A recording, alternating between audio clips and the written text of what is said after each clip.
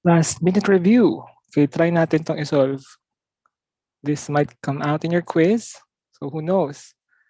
So the objective of this one is for you to be able to know how to write this given function in terms of the unit step function.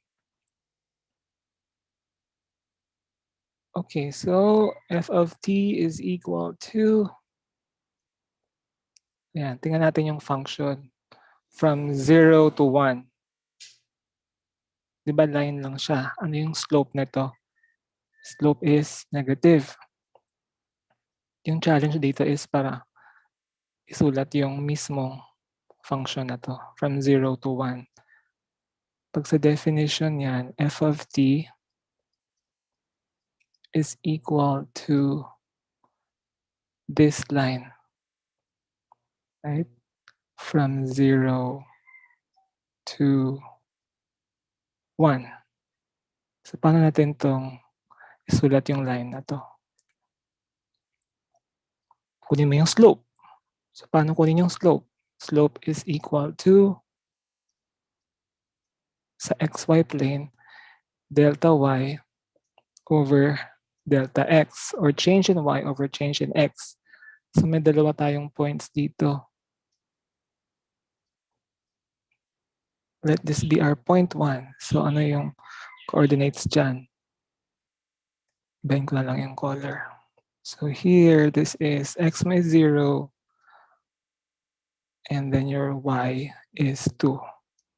For this point naman, you have x is 1, y is 0. So, point 1, point 2. Para makuha mo yung slope, ano ba yung formula natin? Y sub 2 minus y sub 1 over x sub 2 minus x sub 1. Review na natin ng konti yung geometry. Yeah, so y sub, if this is your point 2, 0 minus 2 over 1 minus 0. Tsaka nakita naman natin, di ba, yung line na to has a negative slope. So the slope here is equal to negative 2 divided by 1, negative 2. Equation ng line natin, pwedeng slope intercept. Y is equal to mx plus b. Okay, ano yung intercept natin? Ayan, at y is equal to 0, the value is here. Kita nyo 2. Pwede mo rin gamitin yung point slope form para masulat natin yung line. Paano ba yung point slope form? Y. Wait lang, burahin ko saglit. Di ba yung slope is, so this is y minus y sub 1 is equal to the slope times x minus x sub 1. So pili ka lang ng mga points dito. So pwedeng itong point na to or this point here. So pwedeng this one, 0, 2. So y minus 2 is equal to the slope na negative 2. X sub 1 natin sa point na to is 0. Kaya yung equation natin will be y is equal to negative 2x plus 2. So positive yung intercept. So dahil ang ginamit natin na variable is y and x, papalitan natin in terms of t. Therefore, our f of t from 0 to, wala na yung ballpen ko, is minus 2t plus 2. Okay, so lagay na natin dito, minus 2t plus 2. Ayan, positive yung intercept, negative yung slope. So burahin muna natin. Oops.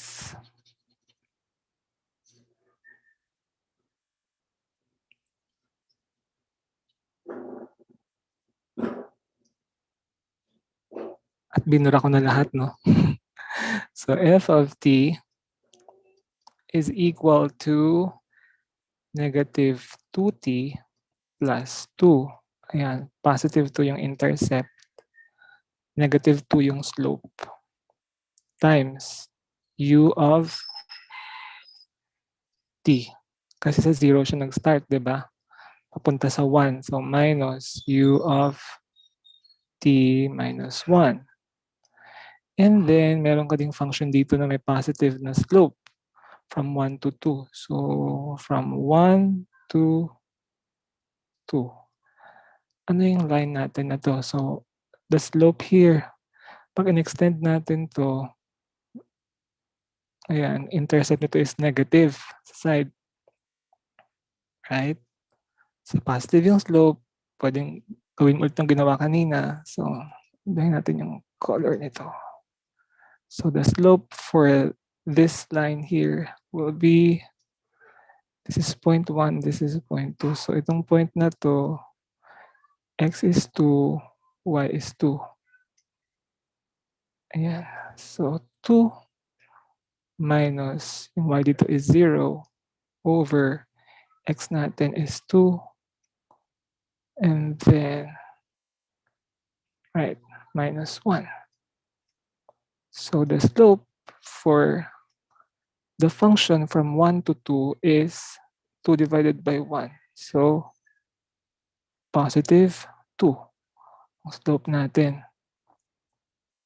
So, ano intercept nito? Extend natin. This is actually negative 2 or gawin mo yung ginawa ko kanina para makuha mo yung intercept. Or point slope form ulit tayo. So, pwede rin. So, mag-point slope form ka, y minus y sub 1 is equal to m times x minus x sub 1. So, just choose any of these points. Pwedeng point na to or this point. Pag pinili natin to, so 1, 0 lang siya. So, y, right, 0 minus 0 equal to, a slope is positive 2, tapos yung x, and then minus 1. Okay, so this will be y is equal to 2x minus 2. Ayan, tama lang din na negative 2 yung ating intercept. So, in terms of t, f of t, ayan. Sulat natin. So, yung function natin from 1 to 2 is 2t minus 2. Urahin ko na ulit. And then we are going to finish this unit step function. So, mag-plus lang tayo. Plus. Ano yung function? 2t, positive 2 yung slope, minus 2 yung intercept. Saan nagsimula itong function na 2t minus 2? So 1. So you write here u of t minus 1. Hanggang saan? Hanggang sa 2. So u of t minus 2. So this is the unit step function of the given illustration. Pwede pa natin i-simplify ito. Sa quiz ninyo, you might be doing this type of problem. Pwede hindi na i-simplify or you may simplify. So, ayan, negative 2t plus 2. Distribute lang natin sa bawat term na to. So, you have u of t. This one will become minus, ayan, negative 2t plus 2. Ayan, u of t minus 1 dito, merong u of t minus 1 din. Right? So, ibig sabihin, you can combine them later. Sige, combine na lang natin. So, plus,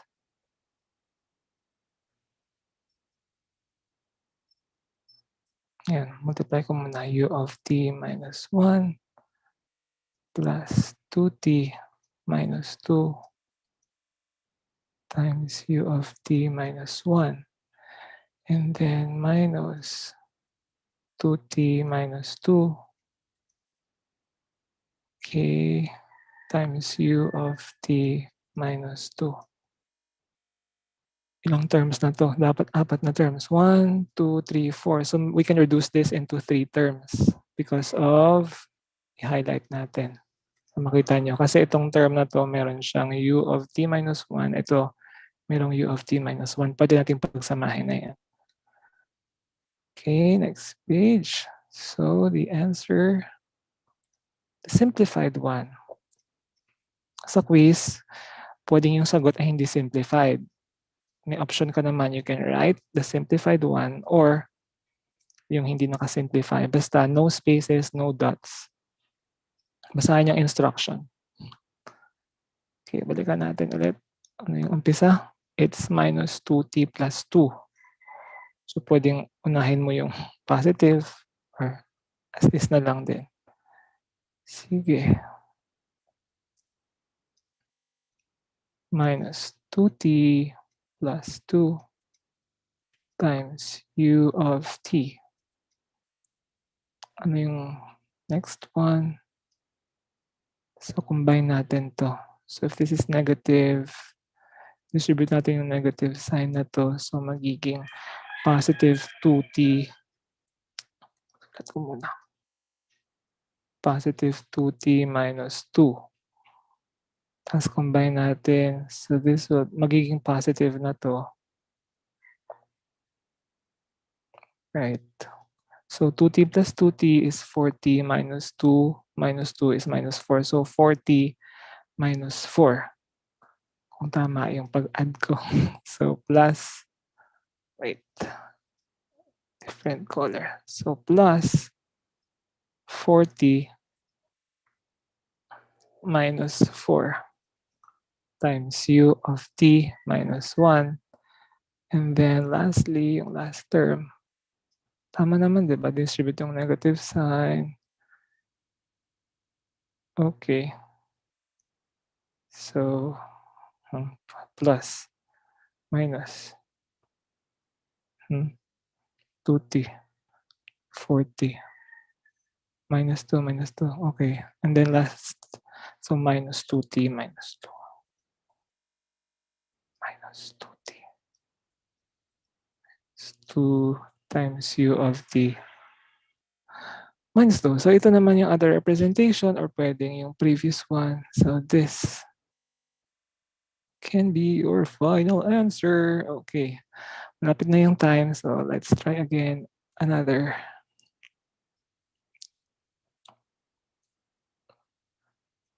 So what if basic lang? Given kayo ng ganitong format.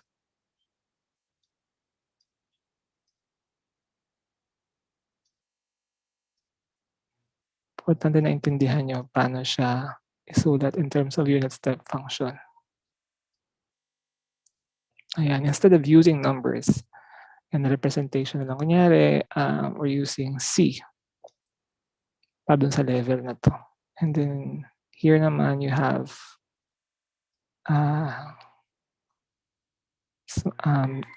A and B.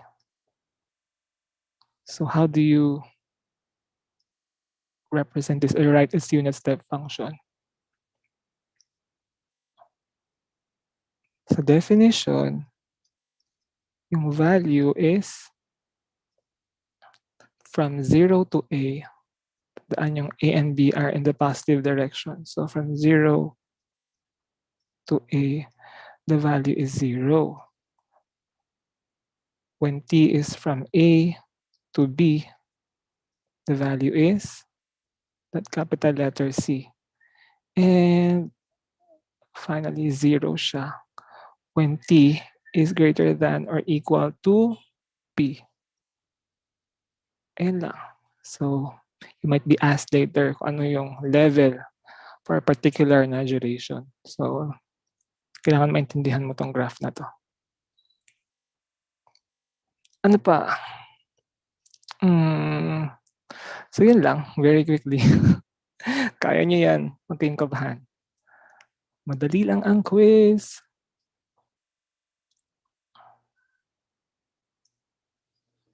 Okay. So, stop na natin.